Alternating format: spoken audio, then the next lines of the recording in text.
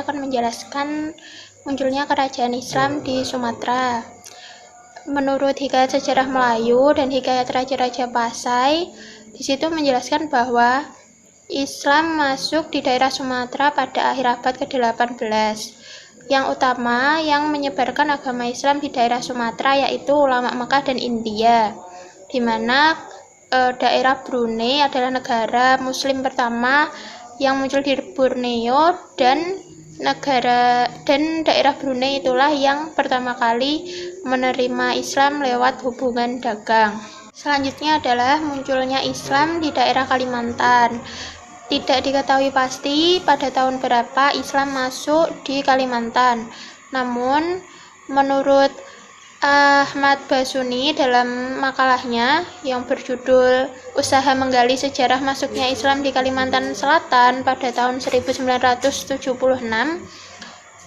kota pertama kali di Kalimantan yang menerima Islam adalah Banjarmasin. Hal itu dibuktikan dengan kepandaian masyarakat Banjarmasin membaca dan menulis huruf Arab walaupun membutuhkan waktu yang lama bagi mereka untuk belajar tentang bahasa Arab.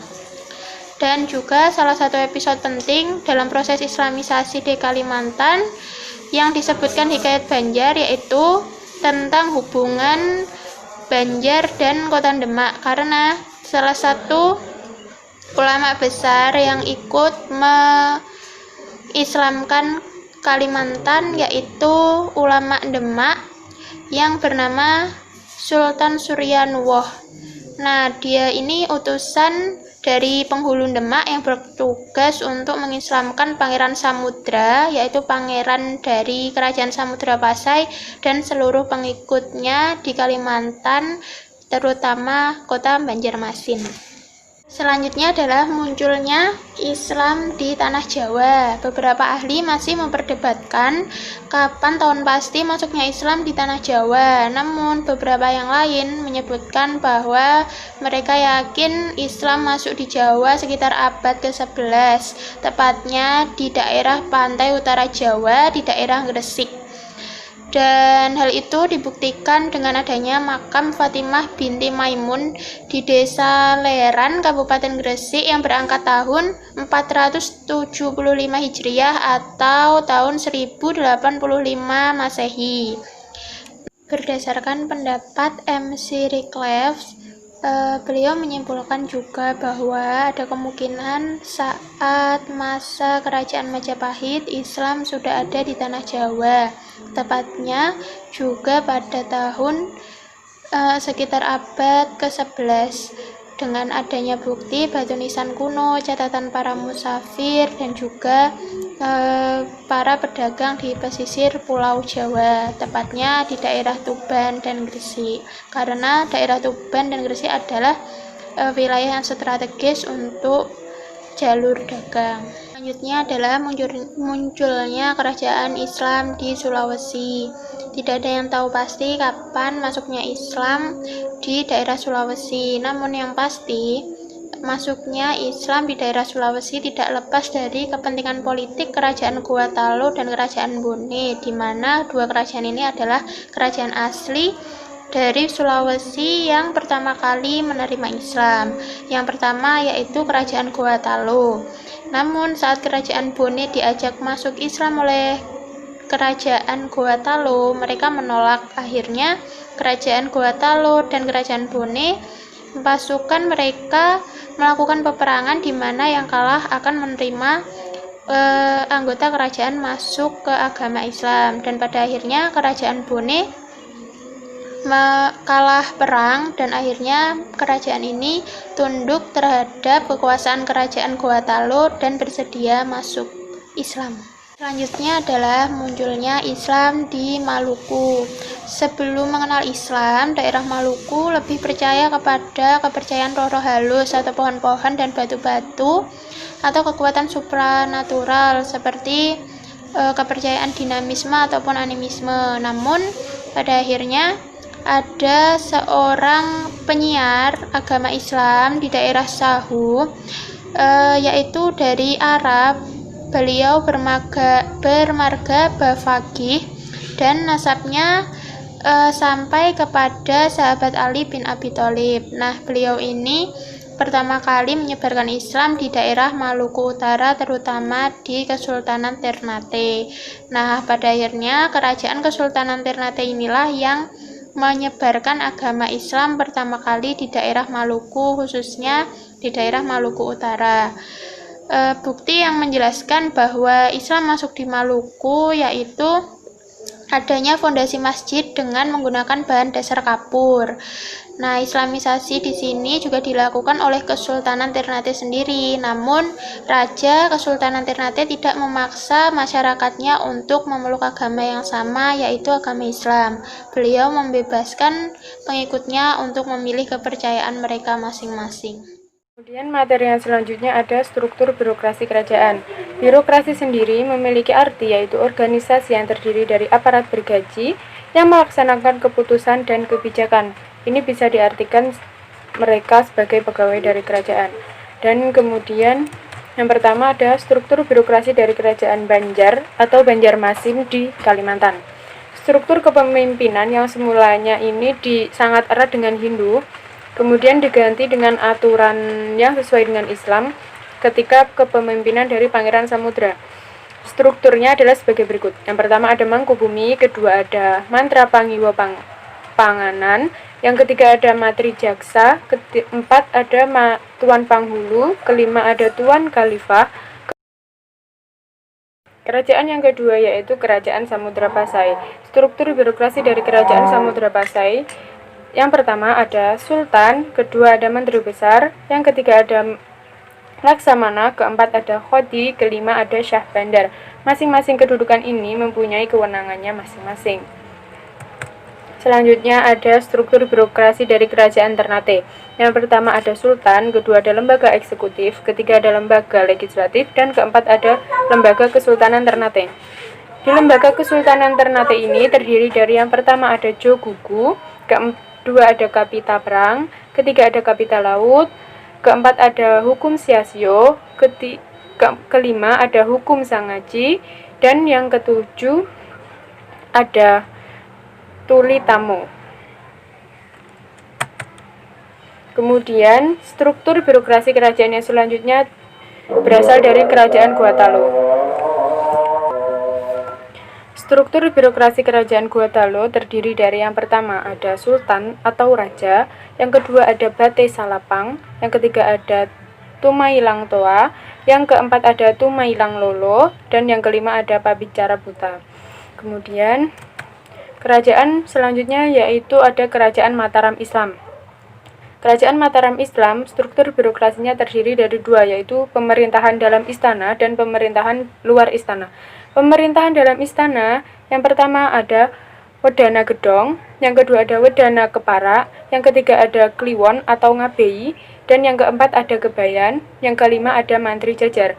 Sedangkan untuk pemerintahan luar istana terdiri dari Kepala Bupati dan Bupati. Kerajaan Sumatera.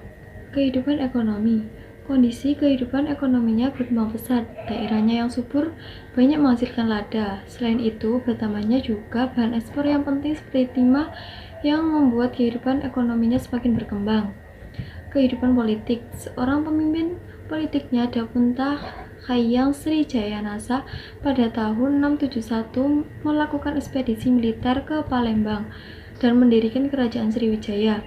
Ekspedisi ini juga bertujuan untuk memindahkan pusat kerajaannya di pedalaman ke daerah yang strategis di tepi sungai. Selain Menginang, di hulu Sungai Kampar juga berdiri Kesultanan Kuntu.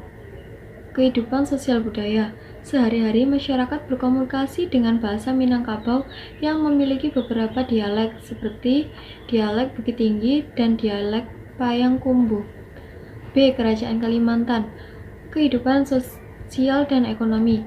Dalam masyarakat Banjar terdapat susunan dan peranan sosial yang terbentuk segitiga piramid. Lapisan teratas adalah golongan penguasa yang merupakan golongan minoritas. Golongan ini terdiri dari kaum bangsawan, keluarga raja. Lapisan tengah diisi oleh para pemuka agama yang mengurusi masalah hukum keagamaan dalam kerajaan, sementara golongan mayoritas diisi oleh para petani, nelayan, pedagang, dan lain sebagainya. Kehidupan budayanya. Orang-orang Banjar terdiri dari 3 golongan, yaitu golongan Banjar Muara, Banjar Batang Banyu, dan kelompok Banjar Hulu. Dalam setiap kurun sejarah, kebudayaan Banjar mengalami pergeseran dan perubahan-perubahan hingga tolaknya berbeda dari zaman ke zaman. Ini merupakan manifestasi dari cara berpikir seseorang manusia di daerah ini dalam suatu kurun waktu tertentu. C. Kerajaan Jawa. Kehidupan ekonomi. Dalam segi ekonomi, perkembangan kerajaan Samudra Pasai ini ditandai dengan sudah adanya mata uang yang diciptakan sendiri untuk alat pembayaran yang terbuat dari emas. Uang ini dinamakan dirham. Selain itu, ditandai juga dengan perkembangannya kerajaan Samudra Pasai menjadi pusat perdagangan internasional pada masa pemerintahan Sultan Malikul Dhohir dengan lada sebagai salah satu komoditas ekspor utama. Kehidupan sosial dan budaya. Kehidupan sosial budaya kerajaan Samudra Pasai diatur menurut undang-undang dan hukum-hukum Islam. Dalam pelaksanaan, banyak terdapat persamaan dengan kehidupan sosial masyarakat di negeri Mesir maupun di Arab. Karena persamaan ini sehingga daerah Aceh mendapat julukan daerah Serambi Mekah. Kerajaan Samudra berkembang sebagai penghasil karya tulis yang baik. Beberapa orang berhasil memanfaatkan huruf Arab yang dibawa oleh agama Islam untuk menulis karya mereka dalam bahasa Melayu yang kemudian disebut dengan bahasa Jawi dan hurufnya disebut Arab Jawi. D. Kerajaan Maluku. Kehidupan politik merupakan catatan orang Portugis. Raja Maluku yang mula-mula memeluk agama Islam adalah Raja Ternate Gabi Baguna atau Sultan Mahrum yang tertarik masuk Islam karena menerima dakwah dari Datuk Maulana Husin. Sultan Mahrum memerintah Ternate tahun 1465 sampai 1485. Setelah mengangkat, ia digantikan oleh putranya Zainal Abidin pada tahun 1495. Zain Abidin mewakilkan pemerintah kepada keluarganya karena ingin memperdalam pengetahuan agama Islam kepada Sunan Giri. Setelah kembali ke Ternate, Zainal Abidin dengan giat menyebarkan agama Islam ke pulau-pulau di sekitarnya, bahkan sampai ke Filipina Selatan. Zainal Abidin memerintah hingga tahun 1500. Kehidupan ekonomi. Kehidupan masyarakat Maluku yang utama adalah pertanian dan perdagangan. Tanah ini, Kepulauan Maluku sangat subur dengan hasil utamanya cengkih dan pala. Keduanya merupakan rempah-rempah yang sangat diperlukan untuk ramuan obat-obatan dan bumbu masak karena mengandung bahan pemanas. Oleh karena itu, rempah-rempah banyak diperlukan di daerah pendinginan, seperti di Eropa. Dengan hasil rempah-rempahnya dalam aktivitas pertanian dan perdagangan, masyarakat Maluku maju dengan pesat. Yang pertama adalah kerajaan di Sumatera, ada Kerajaan Perla, Kerajaan Samudra Pasai, dan Kerajaan Aceh Darussalam. Kerajaan Perla ada stempel, makam raja, dan mata uang. Kerajaan Samudra Pasai ada makam Sultan Malik As-Saleh, stempel Kerajaan Samudra Pasai, naskah surah Sultan Zainal Abidin. 3. Kerajaan Aceh Darussalam ada Masjid Raya Baitur Rahman, makam Sultan Iskandar Muda, karya sastra. Selanjutnya adalah kerajaan di Jawa.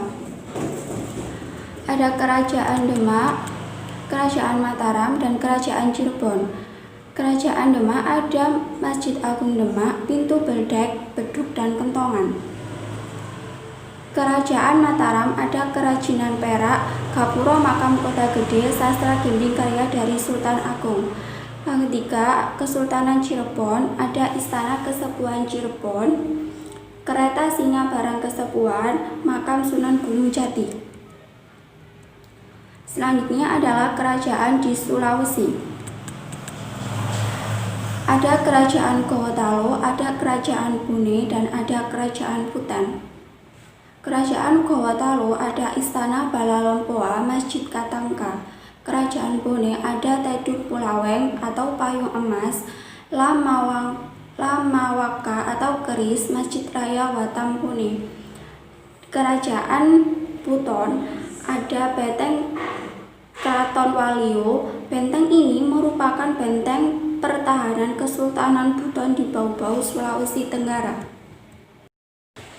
Selanjutnya adalah kerajaan di Kalimantan. 1. Kerajaan Pontianak, 2. Kerajaan Banjar, 3. Kerajaan Kutai. Kerajaan Pontianak ada Istana Kadria, Masjid Jami Sultan Abdurrahman. 2. Kerajaan Banjar ada Candi Agung Amuntai, Masjid Sultan Suryansyah. Kerajaan Kutai ada Prasasti Yupa, Kalung Jiwa, Ketopang Sultan. Kemudian di Kerajaan Maluku ada Kerajaan Ternate dan Kerajaan Tidore. Kerajaan Ternate ada Keraton Kesultanan Ternate, Masjid Sultan Ternate, Makam Sultan Babuwo. Kerajaan Tidore ada Benteng Tore dan Tahula, Katodiki atau Istana Ki.